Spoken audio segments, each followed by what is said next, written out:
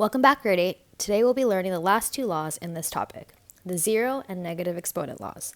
This video corresponds to section 8.4 in the textbook. How can I simplify these two expressions?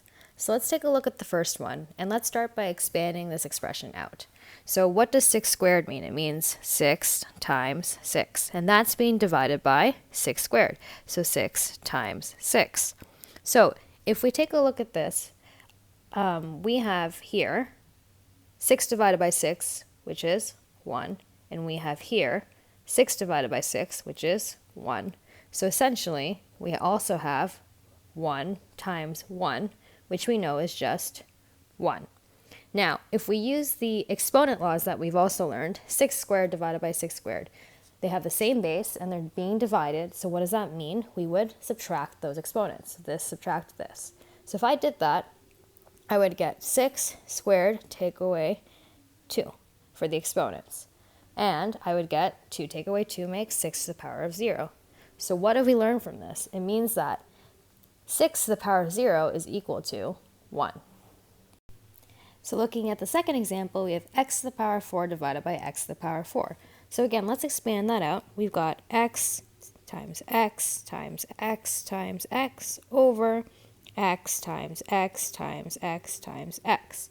Now, again, what happens? This equals 1. This equals 1. This equals 1. That equals 1.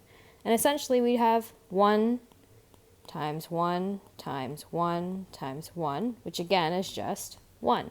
So what do we see here? That, again, x to the power of 4 divided by x to the power of 4, same base, so we would subtract the exponents. So that's x to the power of 4 take away 4, which is x to the power of 0. So in this case, we've also learned that x to the power of 0 is 1.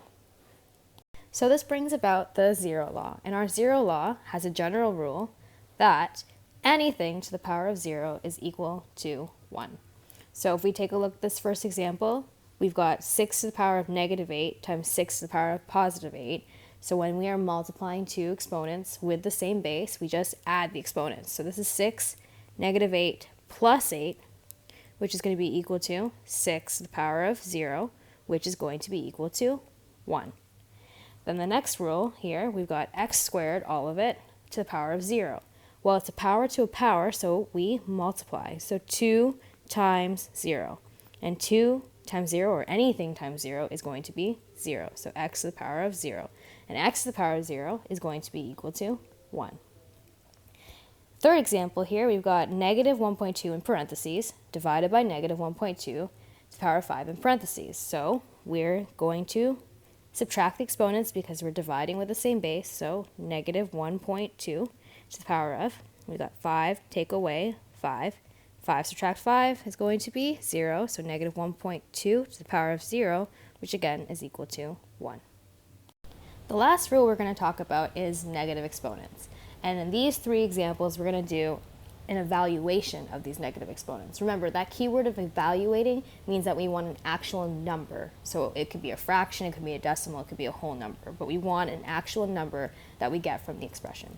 So our negative exponent rule is that a to the power of negative n, so we have a negative exponent, can be transformed to say 1 over a to the power of n. So we're going to apply this rule to these three examples. So in example 1, we have 4 to the power of negative 2. So we're going to write this in a different way. We're going to transform it, so we're going to have 1, and what we're going to do is we're going to take this exponent that we had and put it as the denominator. But instead of having a negative exponent, it's going to be a positive exponent. So now we have 1 over 4 squared. And we can evaluate this because it's going to be 1 over 4 squared makes 16. So 1 over 16. The reason we have this rule is typically we do not like seeing negative exponents when we're dealing with algebra. So a lot of the times whenever we are simplifying algebraic expressions, we want to simplify such that there are no negative exponents. So let's look at example 2. We've got negative 2 in parentheses, and that's the power of negative 5. So again, we want to make this into a positive exponent. So we're going to say 1 over, we're going to take this and set that for the denominator. So negative 2 But instead of having that negative exponent, it's going to be positive. So it's going to be 5. So 1 over negative 2 in parentheses to the power of 5. And again, we want to evaluate this so we can actually determine what that number is. So we need to determine what's negative 2 in parentheses to the power of 5. And that's going to give us 1 over negative 32. And again, we don't even need to put the negative sign on the denominator. Remember, with fractions, we can put the negative sign with the numerator, we can put it with the denominator, or we could put it right in the middle. Here, our last example, we have 4 to the power of 5 times 4 to the power of negative 3, and all of that is being divided by 4 squared. So for this example, let's use this general rule of transforming that negative exponent such that it's positive. So that means we're going to be looking at this. We want to transform that. So if we rewrite the numerator, we have 4 to the power of 5 multiplied by, so we're going to put 1 over, instead of 4 to the power of negative 3, we're going to do 4 cubed. And that's all going to be divided by 4 squared. Now let's simplify the numerator, and we've got a fraction being multiplied by essentially a whole. So we can put a 1 underneath that and then evaluate the numerator by multiplying across. So now we've got 4 to the power of 5 times 1, which is going to give us 4 to the power of 5, divided by 1 times 4 to the power of 3 is just 4 to the power of 3. And that's the numerator section, and that's all being divided by 4 squared. So again, let's evaluate the numerator. Keep simplifying that. We've got a power divided by another power with the same base, so we should subtract the exponents. So it's 4 to the power of 5, take away 3, and then the denominator is going to be 4 squared. So we've got 4 squared. So now let's continue simplifying that numerator. It's now going to be 4 to the power of 2, and then the denominator is going to be 4 squared. Now we're dividing, same base, so we're going to subtract the exponents. So 4 to the power of 2 subtract 2, which gives us 4 to the power of 0, which we just learned is also equal to 1. Now, this isn't the only way to simplify this expression. We could have just looked at the numerators altogether first and evaluated that, because there are 2 of them being multiplied, so we can add the exponent. So that would have given us 4 to the power of 5 plus negative 3, and then divided by 4 squared, and then we would have gotten to this step here a little bit faster. But that example was just showing you how we could transform this 4 to the power of negative 3 into an expression without the negative exponent. In these 3 examples, we're going to be simplifying the negative exponent. So simplifying, this is very different than when we said we were evaluating. The reason why we're simplifying is because we have these variables in these expressions. And when these variables are here, we can't actually evaluate to a number, decimal, or a fraction. So taking a look at this first one, we want to rewrite it so that we only have positive exponents. So we have to remember that in between the 8 and the x, we actually have a multiplication sign that we do not write anymore in algebra. So if we were to rewrite this, it's saying that we have 8 times x to the power of negative 2. So we want to rewrite this so we have a positive exponent. So that means we have to look at how can we transform this so that it has a positive exponent. And to do that, we're going to have to write 1 over x to the power of 2. So we're just taking that expression, and instead of that negative exponent, we're going to put it as a positive, and then we have it as a fraction. So now what we're left with is 8 times 1 over x squared.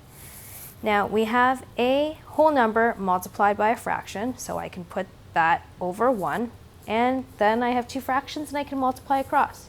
So we've got 8 times 1, which is going to give us 8, over, we've got 1 times x squared, which is going to give us x squared.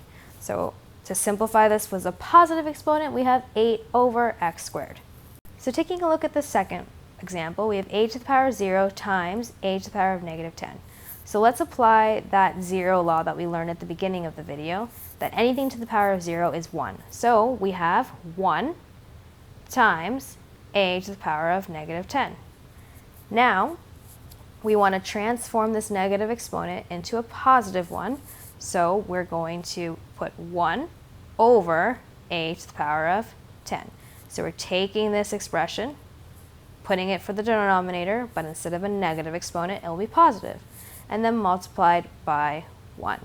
And we know that anything times 1 is just going to be itself, so we're left with 1 over a to the power of 10. In our last example, we have a to the power of 4 times a to the power of negative 10, and all of that divided by 2. So in this case, let's simplify the numerator. So we've got a power multiplied by another power, so we can add the exponents. So we've got a to the power of 4 plus negative 10 over 2, which simplifies to a to the power of negative 6 divided by 2. And again, we do not want this negative exponent, so we're going to have to rewrite a to the power of negative 6. So when we do that, it's going to be 1 over a to the power of 6, and then we're dividing it by 2. So if I want, I can just go divided by 2. So now I've got this fraction divided by a whole, so I've got a whole, so I should put a 1 underneath it, and we're dividing two fractions, so we're going to keep it, change it, flip it. So I've got 1 over a to the power of 6 times 1 over 2, which is going to be 1 times 1 is 1, and 2 times a to the power of 6 is just going to be 2a to the power of 6. Now I want to take a look at this really common mistake that we get. So we went over our first example in the previous slide. It was 8 and then times x to the power of negative 2. A really big common mistake is that when they try to make this not into a negative exponent, they just put 1 and they take this whole entire expression and then put it for the denominator and put 8x to the power of 2. So please remember that this is not true, okay? We have to remember that this expression here means that I've got 8 multiplied by x to the power of negative 2. Then you're transforming this so that it's not negative, so you have 1 over x squared, and then that's being multiplied to 8, which is left with 8 over x squared, okay? Very different from this expression, so please avoid this common mistake. So here are 6 problems that you can work on to check your understanding of the zero law and the negative exponent law. All of the laws we have learned are at the top for your reference, and keep in mind the difference between evaluating expressions versus simplifying expressions. If you get stuck on any of these problems, be sure to replay the video and rewatch the examples. See you in class!